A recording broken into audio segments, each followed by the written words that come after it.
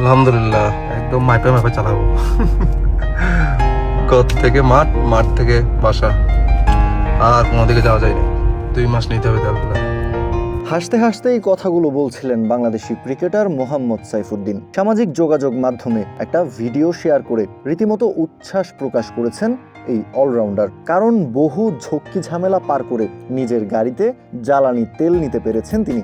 Iran Israel সংঘাত শুরুর পর থেকে জ্বালানি তেলের জন্য বিশ্বজুড়ে সাধারণ ভোক্তাদের ব্যাপক ভোগান্তি পোহাতে হচ্ছে, সেই আঁচ পড়েছে বাংলাদেশেও। দেশের প্রায় প্রতিটা তেলের পাম্পের চিত্রই প্রায় একই রকম। পাম্পের বাইরে বিশাল লম্বা লাইন, বাইকার থেকে শুরু করে গাড়ির মালিক সবাইকেই লাইনে দাঁড়িয়ে তেল নিতে হচ্ছে, অপেক্ষা করতে হচ্ছে ঘন্টার পর ঘন্টা। চিজি আইসক্রিমের সাথে ভেলভেটি কেকের মিশ্রণে পোলার রেড ভেলভেট আইসক্রিম, মন ভালো থাক। তাই তো জাতীয় দলের ক্রিকেটার হয়েও পাম্পের বাইরের লাইনে বিশেষ সুবিধা নেয়ার সুযোগ নাই সাইফুদ্দিনের। জনসাধারণের মতোই লাইনে দাঁড়িয়ে তবেই জ্বালানি তেল নিতে পেরেছেন সাইফুদ্দিনও। যারা বাইকার বা গাড়ির মালিক আছেন কিংবা সম্প্রতি জ্বালানি তেলের জন্য পাম্পের বাইরে লাইন দিতে হয়েছে, তারা সাইফুদ্দিনের সাথে আরো বেশি রিলেট করতে পারবেন। জ্বালানি তেল যে এখন সোনার হরিণ হয়ে গেছে সেটাও আন্দাজ করতে পারবেন। সাইফুদ্দিনের জন্য ব্যাপারটা প্রায় একই রকম।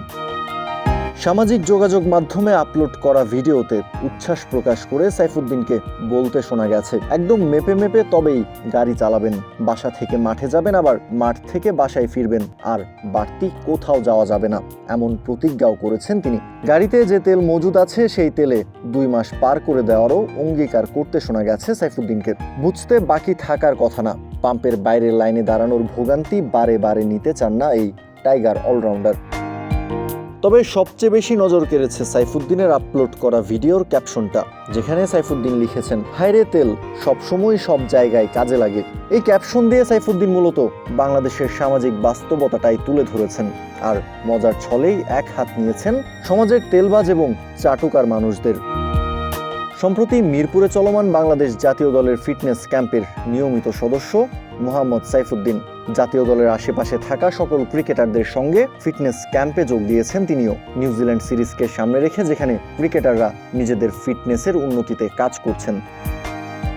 কাউসার শান্ত, ক্রিক ফ্রেঞ্জি।